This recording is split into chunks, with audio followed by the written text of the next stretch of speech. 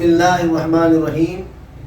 سورہ فاتحہ ہم ہر نماز میں پڑھتے ہیں۔ اگر سورہ فاتحہ کو ہم سمجھ کر پڑھیں، ٹھہر ٹھہر کر پڑھیں، اللہ تبارک و تعالیٰ سورہ فاتحہ کے پڑھنے کی برکت سے ہمارے دنیا کی آخرت کے تمام مسائل حل فرمائیں گے، اور جو ہم اللہ تعالیٰ سے مانگیں گے وہ اللہ تعالیٰ عطا فرمائیں۔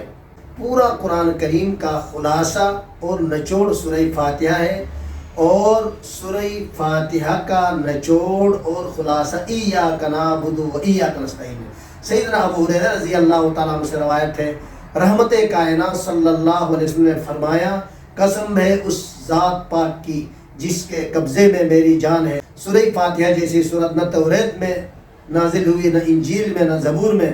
یہ وہیں سبع مثانی یعنی 7 آیتیں جو بار بار پڑھی جاتی ہیں، جو اللہ تعالیٰ نے مجھے خصوصی طور پر عطا کیا ہے۔ حضرت ابن عباس رضی اللہ تعالیٰ عنہ سے روایت ہے کہ ایک دفعہ ہم صحابہ کی ایک جماعت رحمت کائنات صلی اللہ علیہ وسلم کی خدمت اقدس میں حاضر ہوئے۔ حضرت جبرائیل علیہ السلام بھی تشریف فرما تھے۔ اچانک آسمان سے دروازہ کھلنے کی ایک آواز آئی۔ حضرت سیدنا جبرائیل علیہ السلام نے آسمان کی طرف آنکھ اٹھا کر دیکھا اور فرمایا، یہ دروازہ جو آج کھلا ہے آج سے پہلے کبھی نہیں کھلا تھا۔ پھر ایک فرشتہ آیا اور رحمت کائنات صلی اللہ علیہ وسلم کی خدمت میں حاضر ہوا اور عرض کیا، یا رسول اللہ، آپ کو 2 نوروں کی خوشخبری ہو۔ اللہ تعالیٰ نے آپ کو 2 نور عطا کیے ہیں، ایک سورہ فاتحہ اور سورہ بقرہ کی آخری 2 آیتیں۔ فرمایا اس کے ہر حرف پر نور ہے، جو اس کو پڑھے گا، اس پر عمل کرے گا، دنیا اور آخرت کے مسائل اللہ تعالیٰ اس کے حل فرمائیں گے۔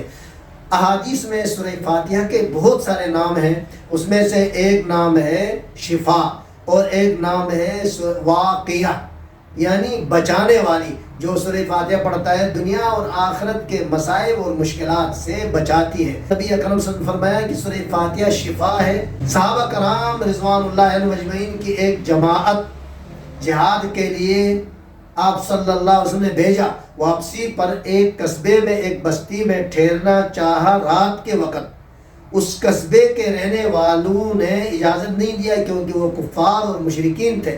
اس قصبے سے باہر صحابہ کرام نے رات گزارا۔ اتفاقاً اس قصبے کے سردار کو سانپ نے ڈس لیا، جس کی وجہ سے بہت تکلیف میں مبتلا ہوا اور ہر قسم کا علاج کیا لیکن ٹھیک نہیں ہوا۔ صحابہ کرام رضوان اللہ علیہ اجمعین کے پاس حاضر ہوئے اور کہا، تمہارے پاس کوئی علاج ہے؟ حضرت ابو سعید خدری رضی اللہ عنہ نے فرمایا کہ ہمارے پاس اس کا علاج ہے۔ اتنا ابو سعید خدری رضی اللہ عنہ تشریف لے گئے اور سورہ فاتحہ پڑھ کر دم کر لیا۔ وہ ایسا ٹھیک ہو گیا، اس قصبے کا سردار کی کبھی اس کو درد ہوا ہی نہیں۔ ایک اور شخص کو مرگی کی بیماری تھی، ایک صحابی نے سورہ فاتحہ پڑھ کے کان میں دم کر لیا، وہ بالکل ٹھیک ہو گیا۔ نبی اکرم صلی اللہ علیہ وسلم نے ارشاد فرمایا، فاتحۃ الکتاب شفاء من کل داء، سورہ فاتحہ ہر بیماری کا علاج ہے۔ کوئی بھی بیماری ہو، سورہ فاتحہ طاق عدد میں 3 دفعہ، 7 دفعہ، 11 دفعہ پڑھ کر دم کر لیں، اللہ تعالیٰ یقین کے ساتھ دم کریں، اللہ تعالیٰ شفا عطا فرمائے۔ حضرت ابو ہریرہ رضی اللہ تعالیٰ عنہ سے روایت ہے، نبی اکرم صلی اللہ علیہ وسلم نے ارشاد فرمایا کہ اللہ تعالیٰ نے فرمایا، قسمت الصلاۃ بینی و بین عبدی، اللہ تعالیٰ نے فرمایا کہ سورہ فاتحہ کو میں نے اپنے اور بندوں کے درمیان تقسیم کیا ہے۔ جب میرا بندہ پڑھتا ہے الحمدللہ رب العالمین، تمام تعریفیں اس اللہ کے لیے جو جہانوں کا پالنے والا ہے۔ تفسیر معارف القرآن میں سیدنا ابو سعید خدری رضی اللہ تعالیٰ عنہ کی روایت نقل کیا ہے کہ اس جہان کے علاوہ جو مشرق مغرب یہ ایک جہان ہے، اس کے علاوہ 40,000 جہان اور ہیں۔ ایک اور روایت میں اس جہان کے علاوہ 80,000 جہان اور ہیں۔ ان تمام جہانوں کا پالنے والا اللہ ہے، اس لیے اللہ تعالیٰ نے فرمایا رب العالمین جہانوں کا پالنے والا ہے۔ الحمد کا ایک معنی تعریف ہے، ایک معنی شکر ہے، اور الحمدللہ رب العالمین کہہ کر اللہ تعالیٰ نے بتایا کہ کائنات میں جس کو کوئی خصوصیت دی گئی ہے، جو بھی دنیا میں چیزیں نظر آ رہی ہیں، ان کے پیچھے دراصل رب کائنات کی تعریف۔ اگر کسی کو اللہ نے عزت دیا اس کے پیچھے اللہ کا کمال ہے۔ جو کچھ اللہ نے عطا فرمایا اس کا اپنا نہیں ہے، پیچھے اللہ کا کمال ہے۔ جب میرا بندہ پڑھتا ہے الرحمن الرحیم، نہایت مہربان اور رحم کرنے والا ہے، جب یہ پڑھتا ہے تو اللہ تعالیٰ اسی وقت جواب دیتے ہیں، اسنا علی عبدی، میرے بندے نے میری تعریف کی۔ الرحمن الرحیم یہ دو صفتیں ہیں۔ الرحمن کی صفت سے پوری کائنات کو اللہ عزت دے رہا ہے، دشمنوں کو بھی دے رہا ہے، دوستوں کو بھی دے رہا ہے۔ جب میرا بندہ پڑھتا ہے مالک یوم الدین، مالک ہے روز جزا کا، تو اللہ تعالیٰ جواب دیتے ہیں، مجدنی عبدی فوض الی عبدی، میرے بندے نے میری بزرگی بیان کی، میرے بندے نے اپنے آپ کو میرا سپرد کر دیا۔ مالک یوم الدین، یوم جزا کا مالک کہہ کر اللہ تعالیٰ نے یہ بتا دیا کہ یہ دنیا دار العمل ہے، دار الامتحان ہے۔ اگر کوئی آدمی دنیا میں عیش و عشرت میں، مال و دولت میں دیکھ کر یہ فیصلہ نہیں کیا جا سکتا ہے کہ اللہ اس سے خوش ہے۔ اگر کسی بندے کو دنیا میں مشکلات میں، مسائل میں مبتلا دیکھے، یہ فیصلہ نہیں کیا جا سکتا کہ اللہ اس سے ناراض ہے۔ اللہ کی رضا اور ناراضگی کا تعلق اعمال سے ہے۔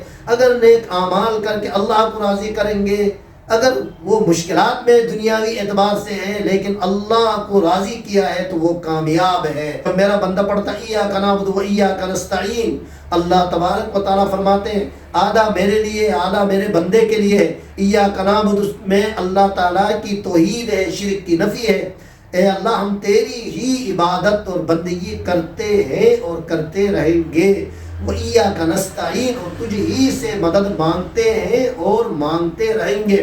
جب میرا بندہ ایاک نستعین پڑھتا ہے، اے اللہ ہم تجھ سے مدد مانگتے ہیں، گویا کہ اس میں بندے نے اپنی بے بسی کا اظہار کر کے اپنے آپ کو اللہ کی مدد کے حوالے کیا کہ تو ہی سب کچھ کرنے والا ہے۔ اللہ تعالیٰ جواب دیتے ہیں وَلِعَبْدِي مَا سَأَلَ، میں نے اپنے بندے کے لیے وہ عطا کی جو اس نے مانگا۔ اس لیے مفسرین نے لکھا ہے ایاک نعبد و ایاک نستعین پورے قرآن کا خلاصہ الحمد شریف ہے۔ الحمد شریف کا خلاصہ ایاک نعبد و ایاک نستعین ہے۔ اس کے ورد سے اللہ تعالیٰ جو بندہ مانگتا ہے عطا فرماتا ہے۔ جب نماز ہم پڑھیں ایاک نستعین، اے اللہ ہم تجھ ہی سے مدد مانگتے ہیں، تو دل ہی دل میں جو بھی حاجت ہے، جو بھی مشکل ہے اللہ کے سامنے ظاہر کرے۔ اللہ تعالیٰ جواب دیتے ہیں وَلِعَبْدِي مَا سَأَلَ، میں نے اپنے بندے کے لیے وہ عطا کی جو میرے بندے نے مانگا۔ جب میرا بندہ پڑھتا ہے اهْدِنَا الصِّرَاطَ الْمُسْتَقِيمَ، اے اللہ ہمیں سیدھا راستہ دکھا، اور اس کا ایک ترجمہ ہے اے اللہ ہمیں سیدھے راستے کی توفیق عطا فرما، اس لیے کہ اللہ تعالیٰ کی توفیق کے علاوہ کوئی آدمی کچھ نہیں کر سکتا ہے۔ جب میرا بندہ پڑھتا ہے اهْدِنَا الصِّرَاطَ الْمُسْتَقِيمَ، اے اللہ ہمیں سیدھا راستہ دکھا، صراط الذین انعمت علیہم، ان لوگوں کا راستہ جن پر تو نے انعام فرمایا۔ دوسری آیت میں اللہ تعالیٰ نے فرمایا اولئک الذین انعم اللہ، وہ لوگ جن پر اللہ نے انعام فرمایا وہ کون ہے؟ من النبیین، انبیاء والصدیقین والشہداء والصالحین۔ گویا کہ ہم ہر نماز میں اللہ تعالیٰ سے یہ دعا کر رہے ہیں اللہ ہمیں انبیاء علیہ السلام کا راستہ دکھا، غیر المغضوب، ان لوگوں کا راستہ جن پر تیرا غضب نازل ہوا۔ مفسرین نے لکھا اس سے مراد یہودی ہیں اور وہ لوگ ہیں جن سے اللہ ناراض ہے، جن سے اللہ ناراض ہوا۔ وَلَضَّالِّينَ، ان لوگوں کے راستے سے بچا جو گمراہ ہے۔ جب میرا بندہ یہ پڑھتا ہے اللہ تعالیٰ جواب دیتے ہیں وَلِعَبْدِي مَا سَأَلَ، میں نے اپنے بندے کے لیے وہ عطا کی جو اس نے مانگا، سیدھا راستہ بھی دکھا دوں گا، گمراہی سے بھی بچاؤں گا، اور ان لوگوں کے راستے سے جن پر غضب ہے ان سے بچاؤں گا۔ روایت میں آتا ہے کہ الحمد شریف ایک دفعہ جو آدمی پڑھتا ہے 20 پارے تلاوت کا، قرآن کریم کی تلاوت کا ثواب ملتا ہے۔ جو 3 دفعہ الحمد شریف پڑھتا ہے 2 قرآن کریم کے ثواب ملتا ہے۔ نبی اکرم صلی اللہ علیہ وسلم ہر خطبے میں الحمدللہ رب العالمین پڑھتے تھے۔ تمام تعریفیں اللہ کے لیے جو جہانوں کا پالنے والا ہے۔ الحمد کا ایک معنی شکر بھی ہے، اور الحمد کے بہت سارے معنوں میں ایک معنی کنز بھی ہے، خزانہ۔ نبی اکرم صلی اللہ علیہ وسلم نے فرمایا اعطیت من خزائن العرش، مجھے اللہ تعالیٰ نے عرش کے خزانے سے جو چیزیں عطا کی ان میں سے ایک الحمد شریف ہے، اور ایک سورہ بقرہ کی آخری 2 آیتیں ہیں. آیت الکرسی کا بھی روایت میں آتا ہے عرش کے خزانوں میں سے، اور سورہ کوثر بھی ہے، اور ایک روایت میں ولا حول ولا قوت الا باللہ بھی ہے. رحمت دو جہاں صلی اللہ علیہ وسلم فرمایا جب تم اپنے بستر پر سونے کے لیے لیٹ جاؤ اس وقت الحمد شریف، سورہ فاتحہ اور سورہ اخلاص یعنی قل واللہ احد پڑھو. ہر چیز سے اللہ امن میں کرے گا، یعنی کوئی چیز تکلیف نہیں پہنچائے گی. اس لیے آئیے ہم آج کے بعد الحمد شریف ٹھہر کر سمجھ کر پڑھیں گے، اور جب پڑھیں گے اس وقت اللہ تعالیٰ سے اپنی دل کی حاجتیں ظاہر کریں گے. اللہ تعالیٰ ہمیں دنیا اور آخرت کی کامیابیوں سے نوازے.